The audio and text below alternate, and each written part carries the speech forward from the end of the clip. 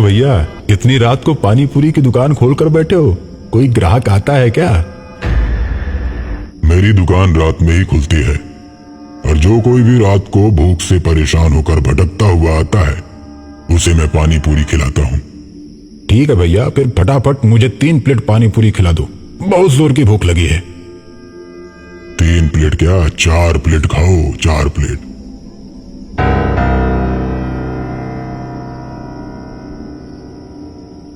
मैंने तो 3 प्लेट मांगा है, पर आप मुझे 4 प्लेट क्यों खिला रहे हैं? उसका पैसा कौन देगा? मैं तो नहीं दूंगा। उसका पैसा कोई नहीं लगेगा क्योंकि वो मेरी तरफ से मुफ्त में है।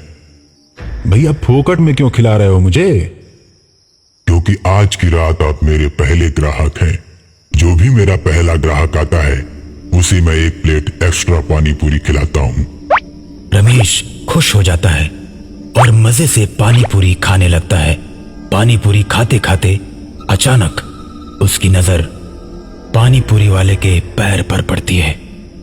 रमेश डर जाता है।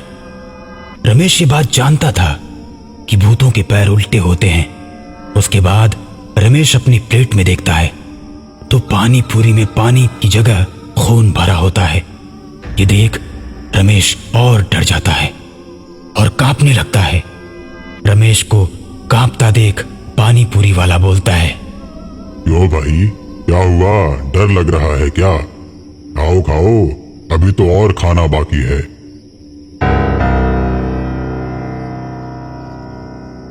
इतना बोलते ही उस आदमी का चेहरा बदलने लगता है। उसकी आंखें लाल और बड़ी हो जाती हैं।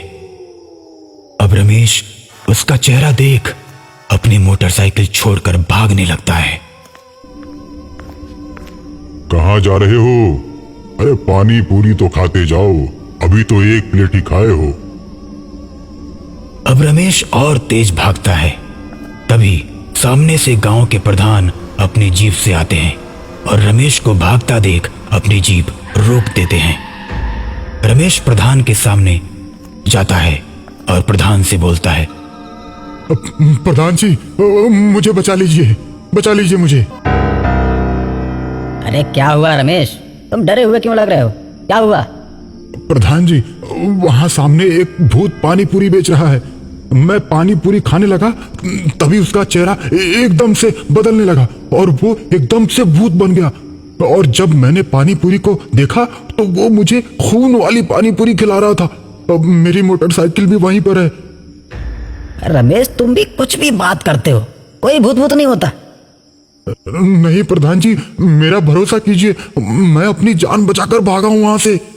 तुम्हारी बात पर मुझे भरोसा नहीं हो रहा है, लेकिन चलो एक बार चलकर देख लेता हूं।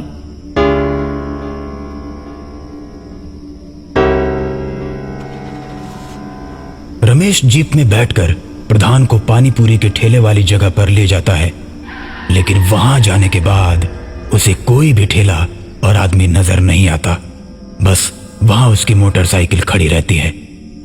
मैंने क्या बोला था? कोई भूत भूत नहीं होता। तुम झूठ में डरे हुए हो। तुमने कोई नशा वशा किया है क्या? नहीं प्रधान जी, मैं तो कभी कोई नशा नहीं करता। मैं सच कह रहा हूं, यहीं पर वो ठेला लगाकर पानी पूरी बेच रहा था।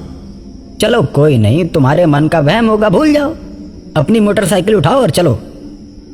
रमेश अपनी मोटरसाइकिल स्टार्ट करता है और जीप के आगे आगे चलने लगता है।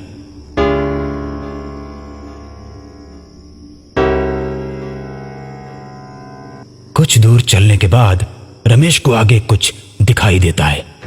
अचानक वो अपनी मोटरसाइकिल रोक देता है। रमेश को रुकता देख प्रधान भी अपनी जीप रोक देता है। अरे अब क्या हुआ? रुक क्यों गए? चलो। रमेश डरते हुए बोलता है, प्रधान जी, सामने से कोई आ रहा है। इतनी देर में वो पानी पूरी वाला रमेश के आगे आकर खड़ा हो जाता है और रमेश की गर्दन पकड़कर कहता है, मैंने तुझे कितनी बार कहा कि पानी पूरी खाकर जा, लेकिन तूने मेरी एक नहीं सुनी। और जो मेरी बात नहीं मानता मैं उसे जिंदा नहीं छोड़ता। अब तुझे मारकर तेरे ही खून से पानी पूरी बनाकर कल दुकान लगाऊंगा।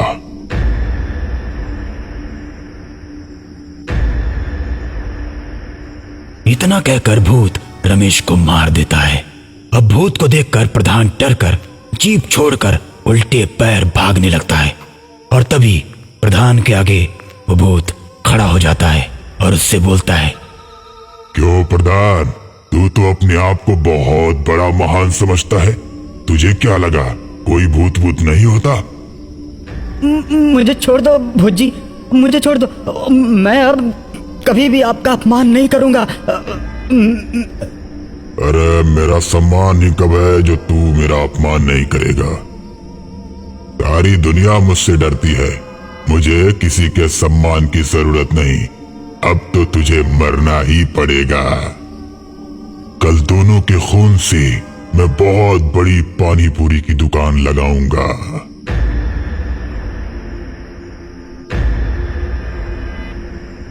इतना कहकर भूत प्रधान को मार देता है